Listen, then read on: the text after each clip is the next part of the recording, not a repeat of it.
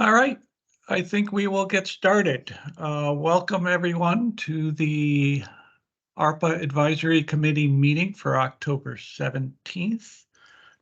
As always, the meeting of the ARPA Advisory Transformation Committee are public meetings as defined by the Connecticut Freedom of Information Act and should follow these guidelines. As this public meeting is held virtually, it will be recorded and made available to view on the DDS website. Committee members must make a good faith effort to state their names and title, if applicable, each time they speak during the meeting. If a committee member would like to speak, please raise your hand and one of the co-chairs will acknowledge you. There is no public comment portion to this meeting. Members of the public are able to join, watch, and listen only. So I sent out the minutes of the meeting for last meeting on 9/19. Is there any questions, concerns, or comments? Can I have a motion to approve? Okay, Wynn, a second? Second. And Kathleen, I say, Wynn and Kathleen. All in favor? Any opposed?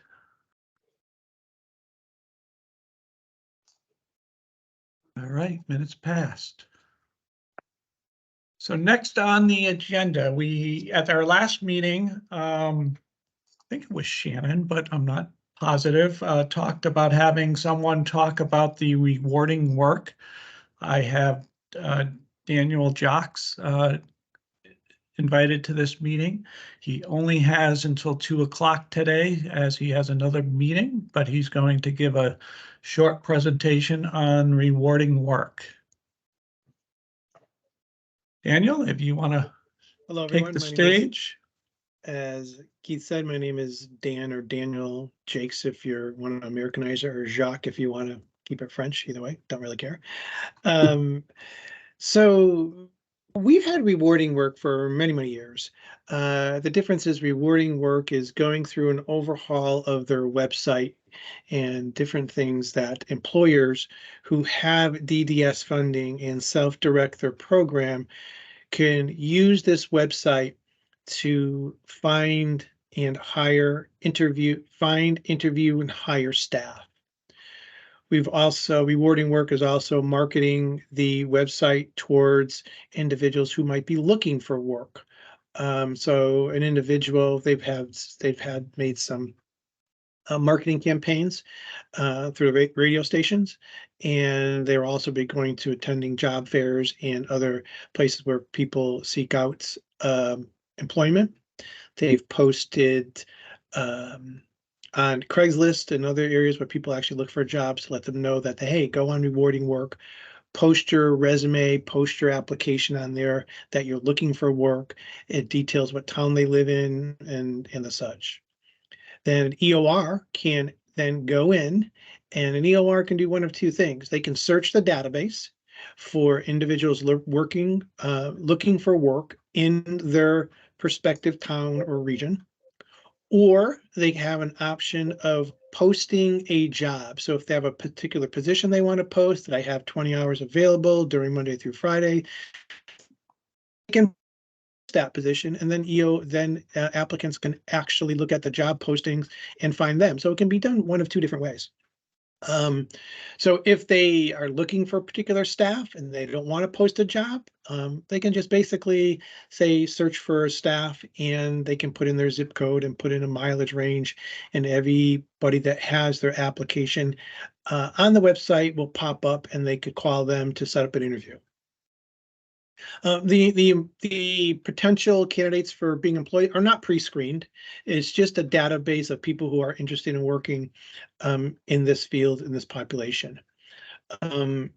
Everyone who is an EOR, which is our acronym for Employer of Record, which means they hire their own staff in self-direction, they have the availability to get a free access code. The access code gives them a free account.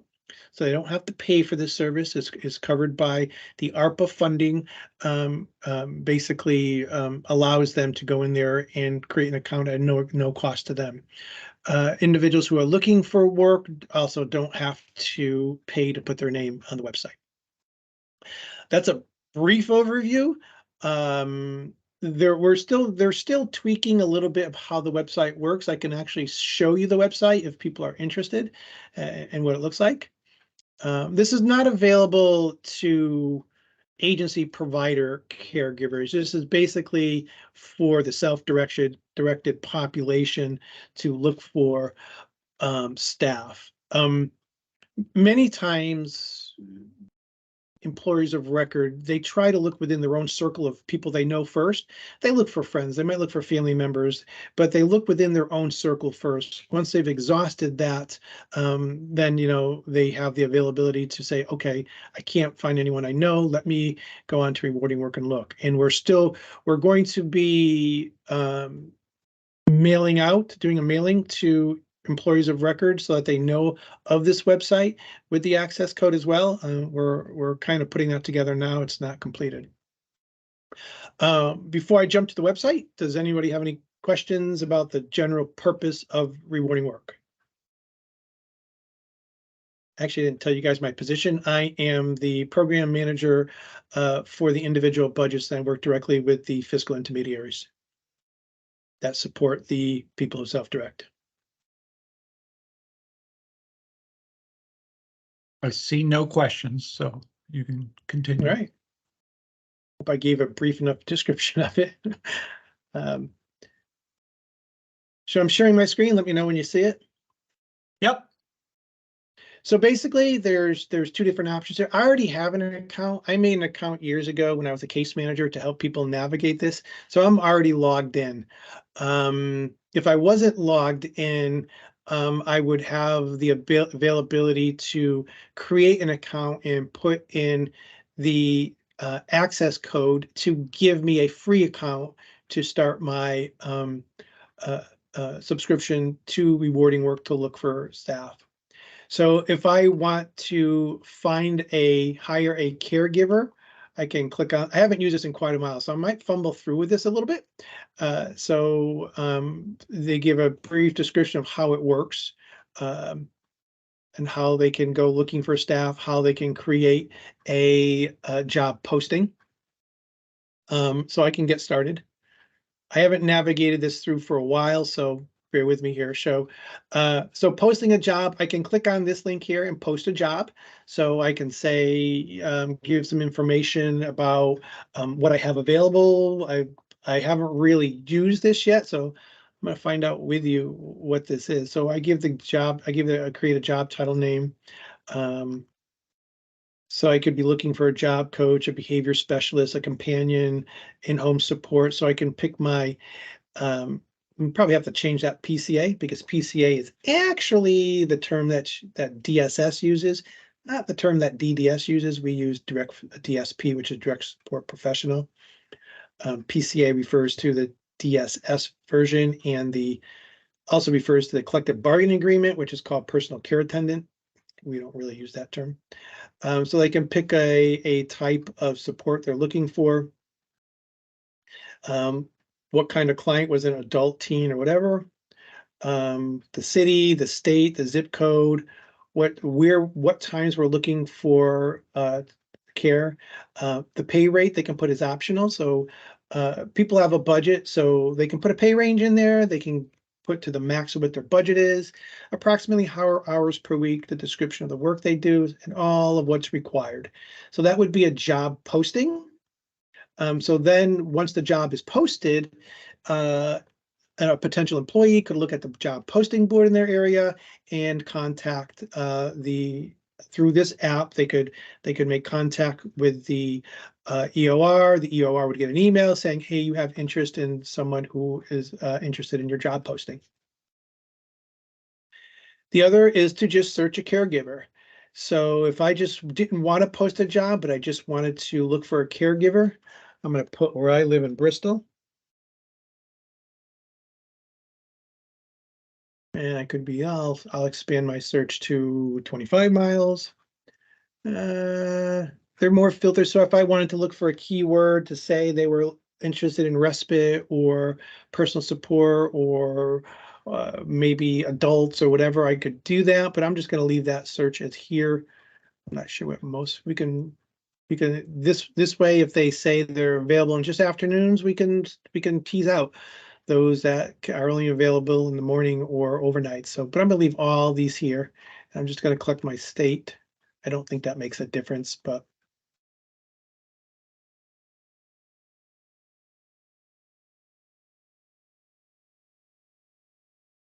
apparently the state does make a difference because I'm getting people in Massachusetts. Something, do we update? There we go. Okay, so once I hit the search button, it did filter by the distance. So we can look at people who posted their position. So these are a couple people in Waterbury, Beacon Falls. I guess that's close to 25 miles. Basically, the names that you see first are the most recent updates. So if it's a new applicant, you'll see those applicants first. They also always recommend to go up there and update your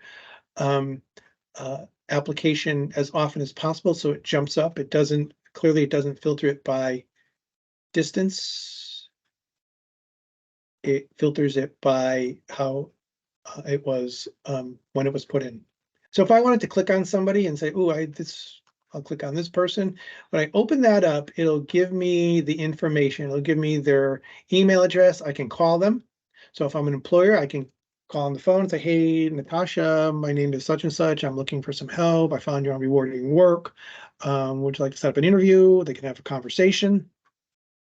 They could email them if they want to, send them an email saying that they review their application on Rewarding Work. Nice little feature here. Do you use American Sign Language? So yes. So if they are someone who has a hearing impaired person, they have ability to use sign language. So if they're looking for a non-smoker because they don't want the individual smoking in their home or around the individual, very key points to actually know. So it goes to a lot of descriptions of the individual who is looking for a job and what they do. Do you have a driver's license? Pretty important to know.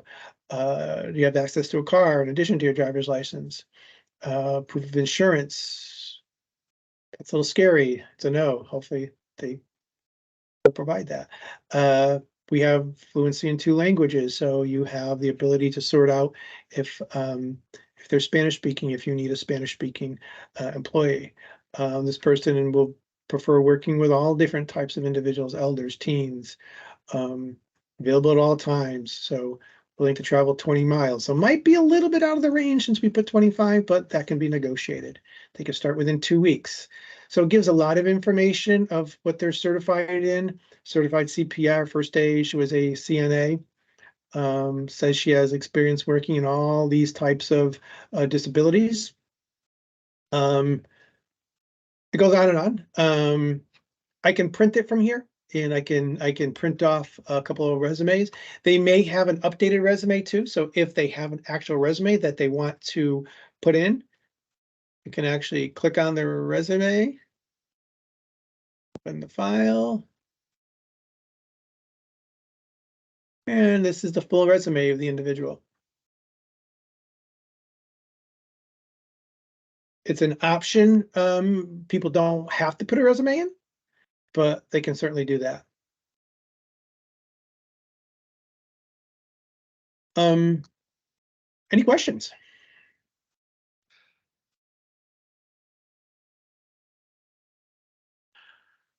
All right, this is Keith Lavalette, DDS. Michael, do you have a question? Michael Beloff, parent. You mentioned that for folks who have DDS self-directed budgets, and if they're an employer, they can use this site for free.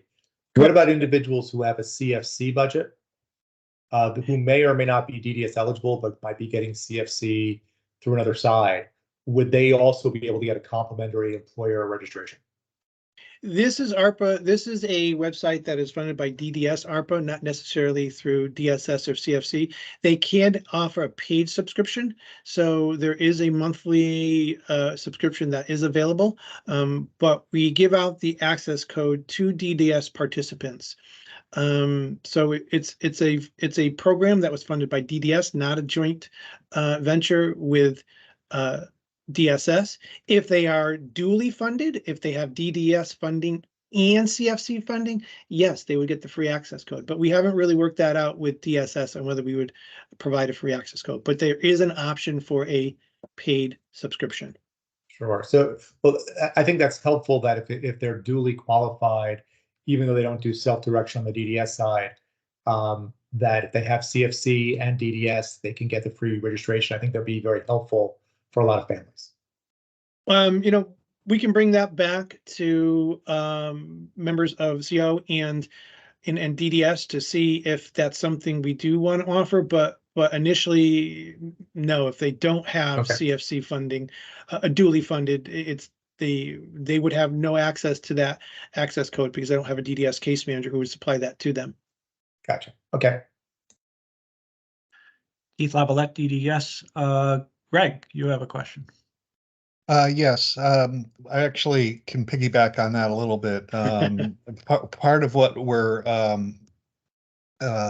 we've been working on for a while with ARPA is having a joint RFP issued for this type of service between DSS and DDS,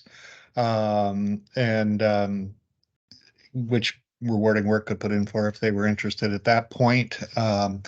But that is currently DSS is considering that at this point, whether they want to be involved in a joint RFP where we would have one for both DSS and one, DSS and DDS together, one company doing this kind of work. But until DSS makes that decision, we're continuing to work with rewarding work moving forward. So at some point, it could be combined, but we're kind of waiting for DSS to decide how they want to proceed with that. The other thing is a question, I think, for Dan, or a clarification. When an employee, a potential employee, sees a job opening and reaches out to an employer, I'm assuming that information of the employer is protected, right? There's no... Is there are they reaching them through the site, or are they giving their personal email and contact information to the employee? So that could only be done through when an EOR puts a job posting. So no one has the ability to reach out. There's no database for the employers if they have not put on a job posting. So the job posting would have the method of contact. It's probably just an email. I'd have to look again on that website. Let me just give me a second to get back on there. Whoops, that's not what I want to do. Let's click on the other screen. So if we were to go back to the post a job, I don't have a caregiver account. I just have a post a job. So when we post a job, say pay.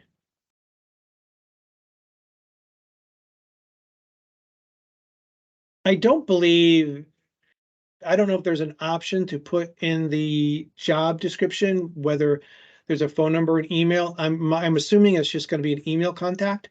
So if I'm an employee, that clicks on a job posting, I'm sure there'll be contact information. I just haven't seen it. So, yeah, so my question relates to whether or not that sort of personal identifying information is put on here for the individual or family when they post a job. I think that's probably up to the poster who's posting the job, whether or not they want to be contacted by phone or by email. I don't have an answer for you on that. I can ask people at Rewarding Work.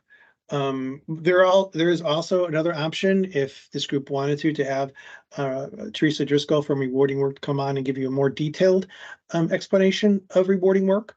This is just basically a surface explanation.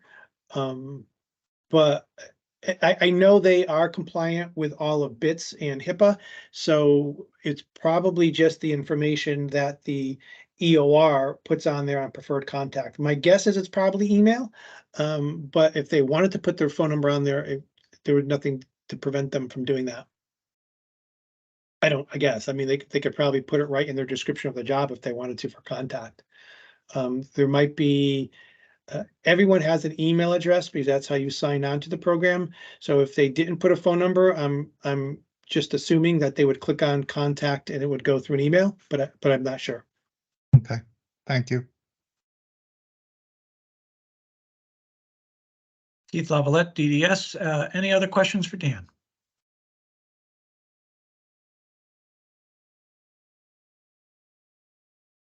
All right, thank you, Dan.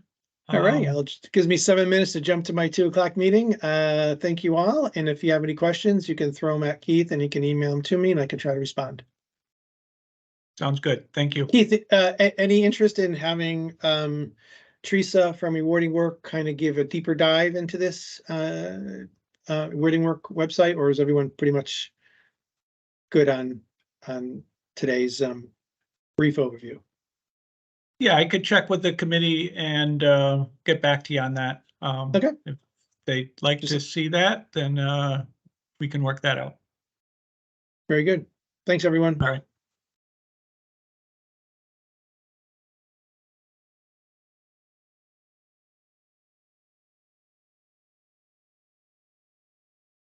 All right.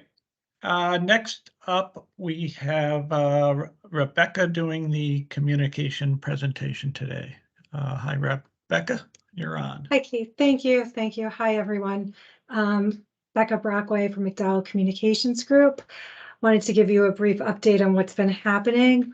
4 of the videos featuring individuals and families currently using one or more of the supports highlighted by STEP have been released. The 4 completed are the supportive housing, individualized home supports, community companion homes, and self-direction. These have been posted on DDS's social media platforms. They've gone out on press releases and they've gone out email wise. And on the website. The next one, the employment video, is being shot actually this Friday in Hamden.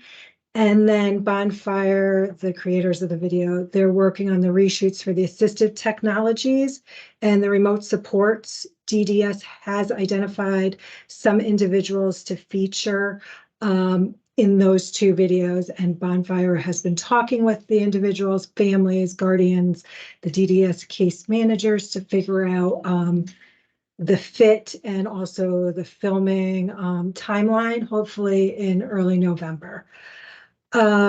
We have written 2 op-eds. One will be coming from the commissioner, and that's a broad frame about STEP, the videos, DDS's work overall.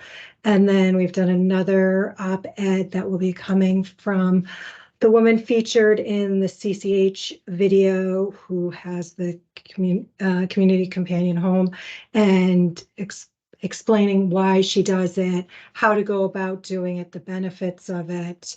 And those, once their final approval, that one will pitch to Hearst Media, the other one hopefully to the Hartford Current from the commissioner.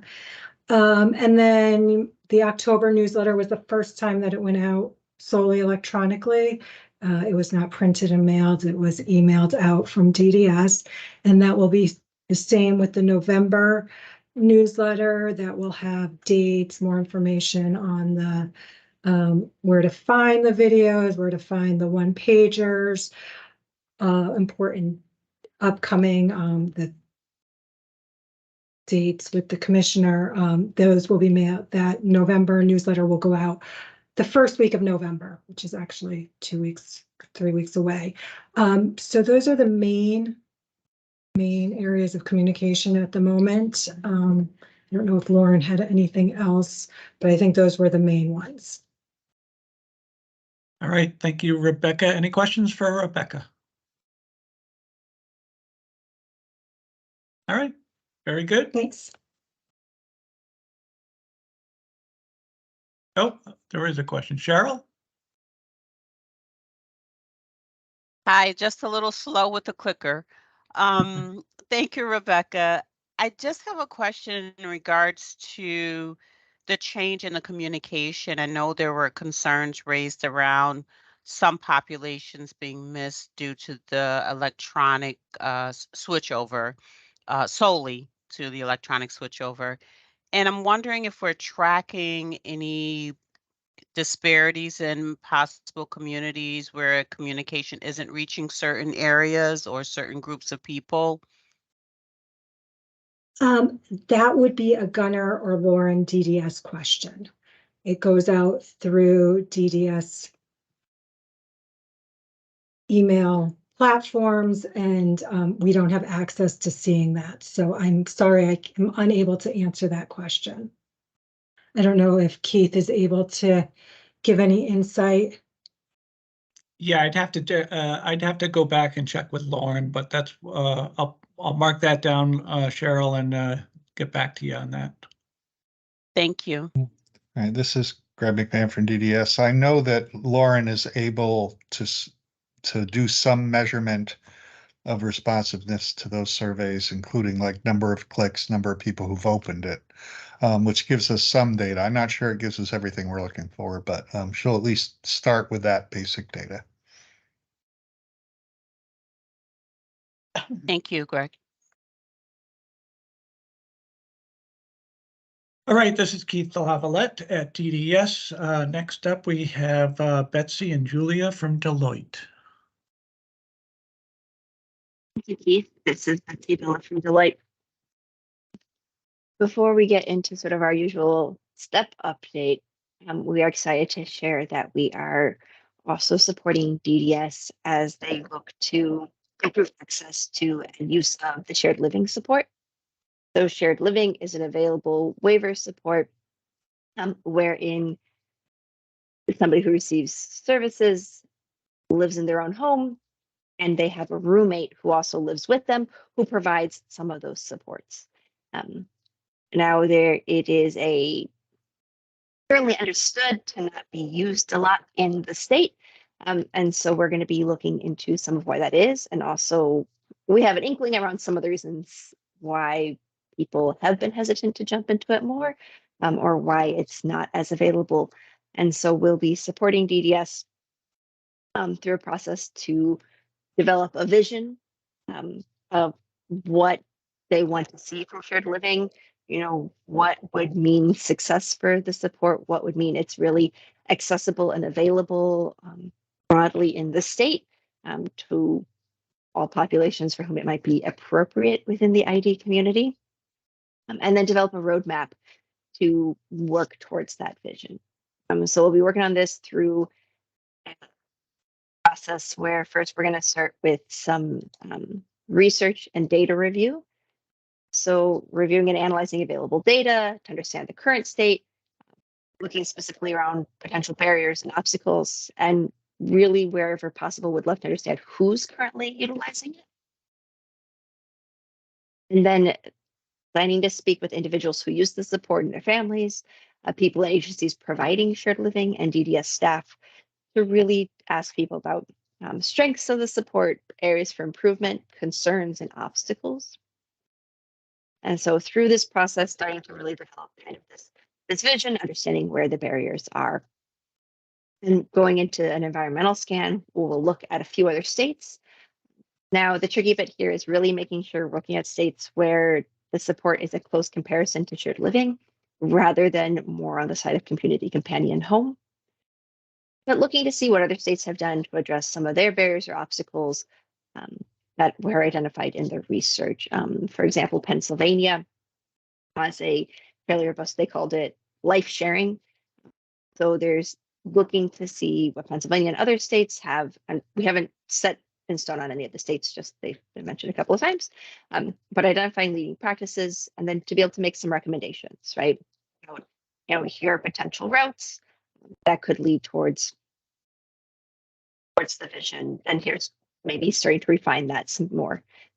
Working in with DDS leadership and committees. There's actually standing up soon, a new shared living committee to really provide some guidance and focus, not just on this, but also as they roll forward with the roadmap itself.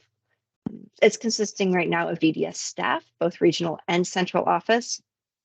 And we'll also, I know that these committees are sunsetting or moving into sort of different formats over the next few months, but continuing to update and coordinate with the existing ARPA committees where relevant, but bring recommendations to the Shared Living Committee and DDS leadership for input and feedback, identifying which are really going to be the best fits for Connecticut, to then take all the information, including the interviews along the way, the environmental scan, and start to really develop this roadmap that'll lay out a stepwise plan for improving the availability of shared living, making sure that shared living is clearly defined in a way where people can use it. Even support amending the waiver definitions to better reflect the changes and pieces that are coming through.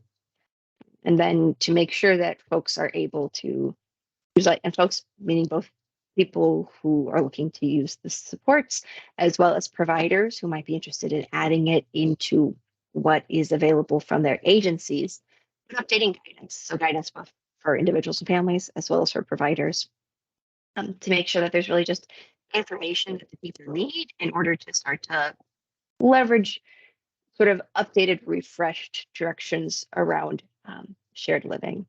So really early stages right now, but I see, Barry, you've got your hand up.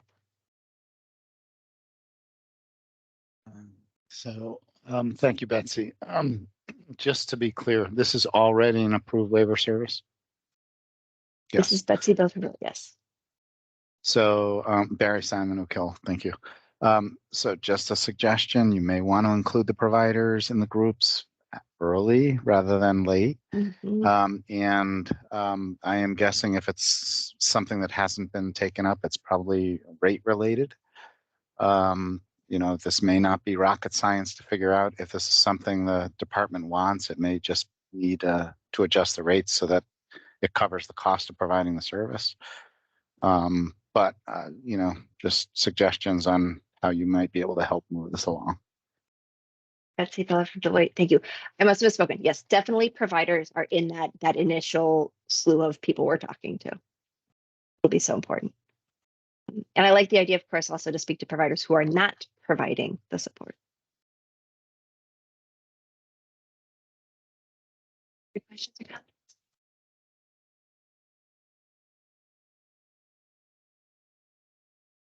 Keith Lavalette, DDS, any other questions on this for Betsy?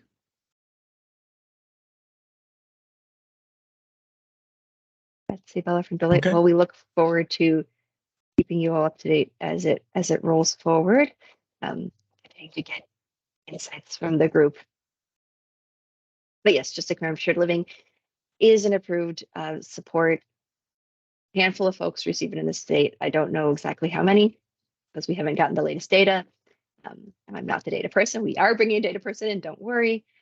But we do have, I think for good context, the Shared Living Committee has a case manager on it who has joined the committee because they are the only case manager in the state who has more than one person who's utilizing shared living in their caseload.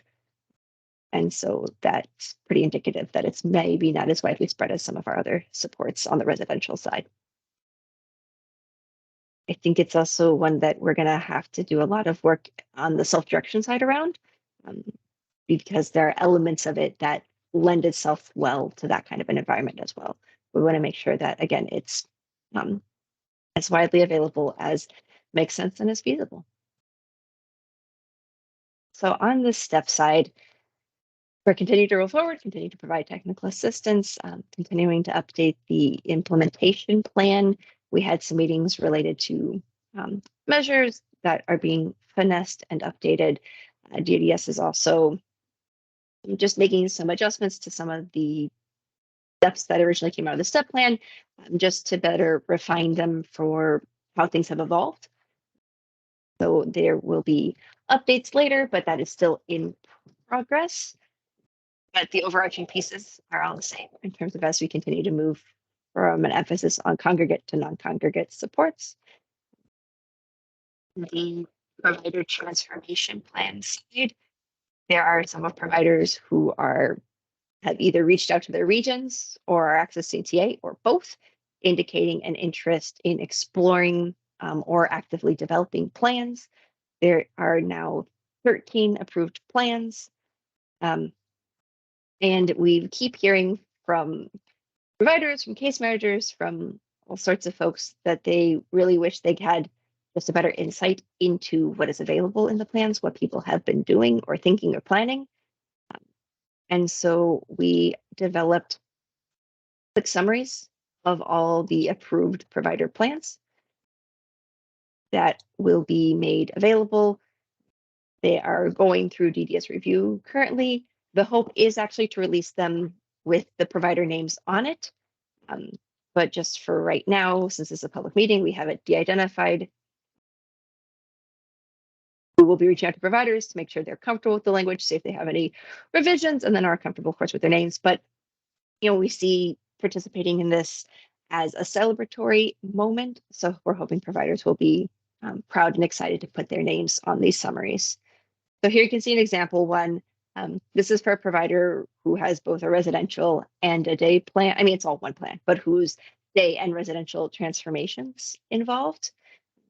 And so the plan highlights are different for each based on what is in the plan, but it pulls out some of the interesting pieces that are in a plan.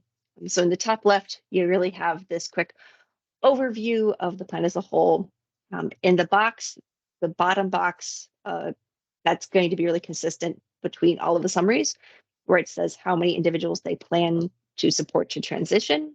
We understand, of course, that that's subject to change. And then the programs that are involved. So that can provide kind of the snapshot of like, what's the scale or the emphasis here? And then whether or not they are planning to restructure any settings. So in this case, they are restructuring some day settings. So the plan highlights this provider has a transition house. This group's heard before about, there's actually a couple of providers taking a transition house approach, including some of the information here about their support for residential transitions, the classes, the supports to help get people up and ready, and then some of the information around their supports for day transitions. So we wanted to share this. There are several more. There's one for each plan, and we hope to get these approved and out soon because they can help provide people with a broad sense of the range of things that are in motion, as well as some of the individual pieces for inspiration. Any questions or comments here?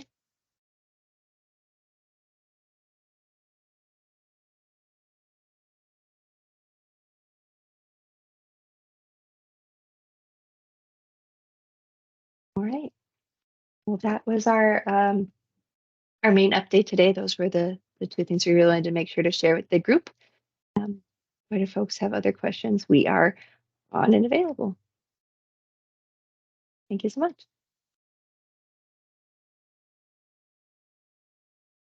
All right, Keith Lavalette, DDS. I don't see any other questions, so thank you, Betsy. Next, we have the updates on the committees, and I'm going to go right to the Individual and Family Engagement Committee. Greg or Shannon, any updates? Yes, I have a couple. We are in the process of working, I think I may have mentioned this at the last meeting, on information on how STEP can and does support individuals with higher need or with more intensive needs, with the idea that we will give some materials to families to have examples of how people with more intense needs are supported through STEP. We're just beginning the process of the language of what might be a one-pager or a fact sheet. And as part of the process, I've been evaluating the data of how many people that with high LONs, that there are for inferred and more intensive needs, are being supported through the current STEP plans. And out of the 110 people that are part of the plans that have been determined, 9 of those have lawns of 7, and 15 of those have lawns of 6. In that's including behavior domains. I haven't broken out medical yet. I'm still working on that. So 24 out of 110 people are folks who would be considered pretty high need. So we're going to work on talking with those folks and those agencies to learn a little bit more, to give information to families so they can see that this is not just people with low lawns, but that we're also supporting people with high lawns to move into new and more independent settings through the STEP initiative. So that's kind of in its infancy, but I think it's I just got the data this morning on that, and it's a pretty good number of people who the may be considered pretty high need folks, or pretty intensive need. So that is in process. We, at our next meeting, Tammy Venega is going to be presenting to the committee on kind of the basics or ABCs of the wait list. And she will also be touching at least on Pratt, with the idea that we also will try and provide ultimately one-pagers or information in a clear and easy and understandable way to individuals and families about the wait list and about Pratt. So those, again, that's just in its beginning process. From this meeting, we're hoping that families will have some questions that we can incorporate into the fact sheets as we move forward. And the last piece is we just, as was mentioned earlier, some of the committees are beginning to sunset at the end of STEP. The Individual and Family Committee, as it currently stands, is also kind of sunsetting, but both Shannon and Dr. Ellis are going to co-chair a continuing committee with perhaps a slightly adjusted charge away from the STEP emphasis, but we found it extremely helpful to get the input we've been getting from individuals and families, and the materials and the information we've been creating. Their input's been invaluable. So we don't want to stop that. So that particular group will carry on, again, perhaps with a different meeting cadence or different adjustments to it. But Dr. Ellis and Shannon are both working on that now in order to keep it going as we move into the next year. So those are my updates. Any questions or anything I missed, Shannon?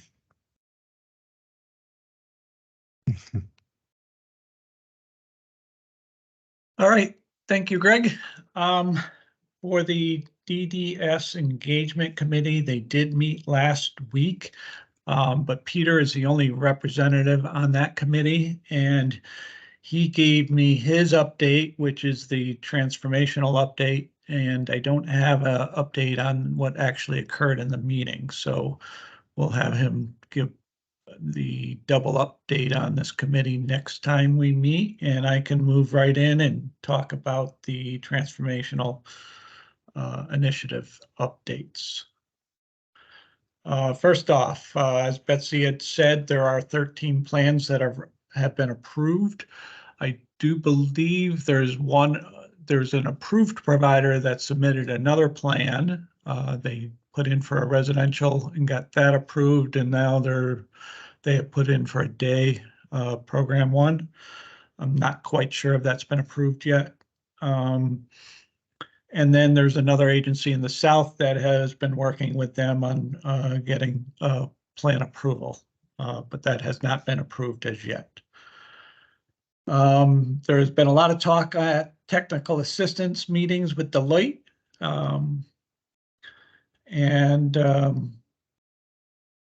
That's it on the plans at this time. STEP activity initiative update. A list of activities was generated by Deloitte's review of the DDS systems. Owners have been identified. Meetings have been held with various owners and work has begun. We are looking at the list again to see if some of the activities can be consolidated to reduce duplication. For assistive technology, the Operations Center is working on a contract for the assistive technology assessment vendors. A vendor will be assigned as a preferred contractor to each region. And as the vendors are as follows: for the North and South region, it's CIB, Fairfield, it's Star, Fairfield County, and the west of the West region will be Midstate ARC. DDS hopes to get the contracts up and running by January 1st, 2024. 100 DDS staff have started a class to receive assistive technology certification through a course with the University of California. DDS has also issued its third notice of opportunities for individuals and families for assistive technology equipment.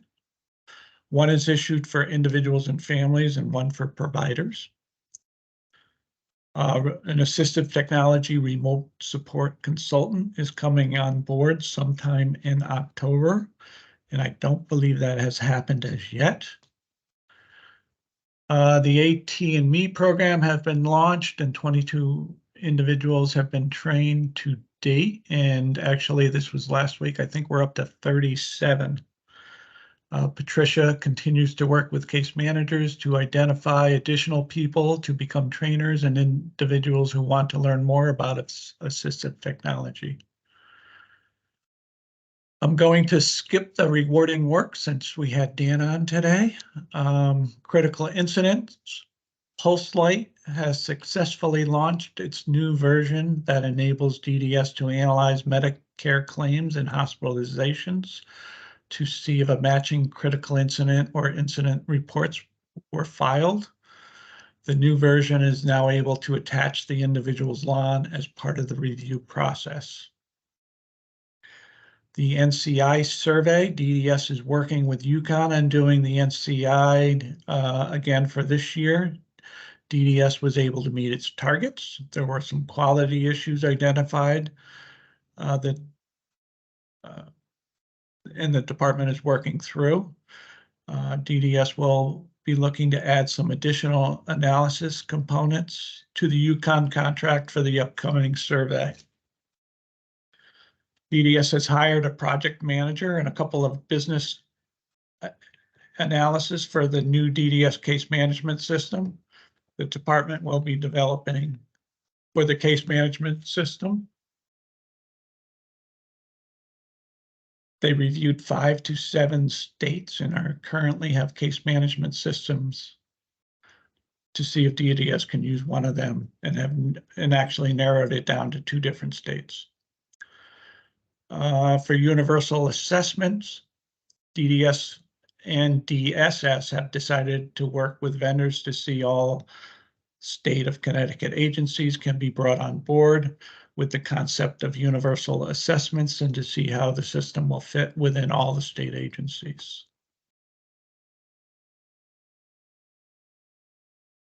And that's all I have for an update. Any questions?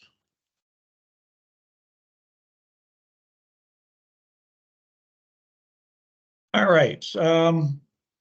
Finally, our next meeting is 11/21/23, and I did want to just discuss briefly. I need to, with Greg and Peter leaving in December, and I will be leaving in March. This committee I'll be turning over the reins to Gunnar, and I just want to know if there's any thoughts on meetings for next year, since Gunnar will have to take over these.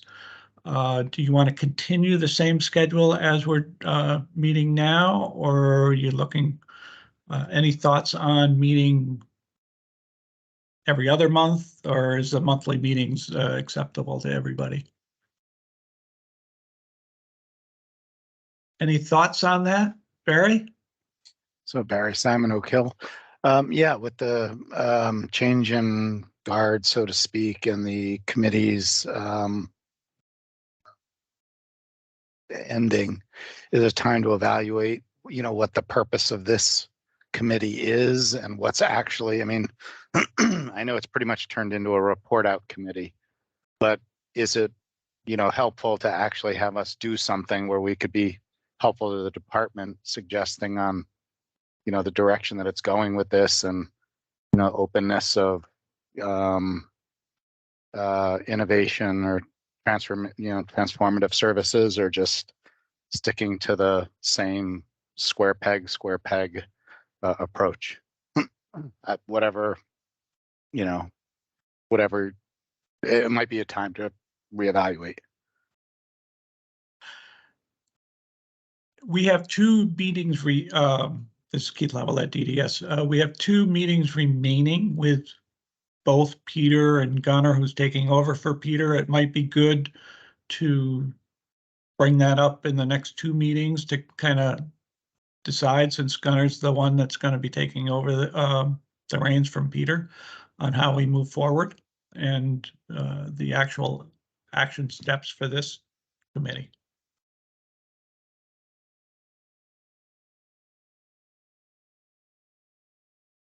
Katie? You're on mute.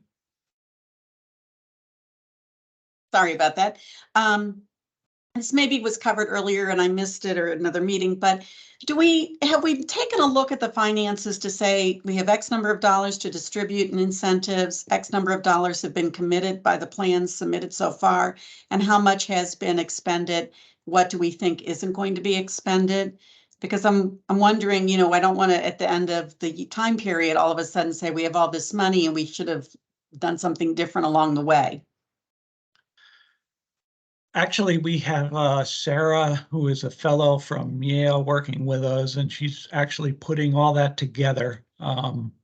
And I can talk to Peter. Maybe we can have her come on board to one of these meetings and discuss where we're at. Possibly the November or the December meeting. I'm not sure which one. If that's something everybody would like to hear about. I think it would be helpful, and then I think it ties into Barry's comment about we Right. make some recommendations about other innovations that maybe we are exploring right now. Right. All right. That sounds good.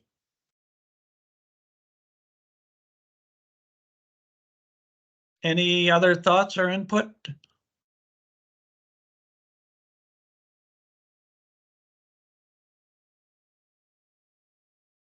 All right, seeing none. Our next meeting is 11/21. And I have a motion to adjourn. So moved. A second? Second. Katie. Katie Van All right, Barry and Katie. All right, thank you, everybody. Appreciate your time.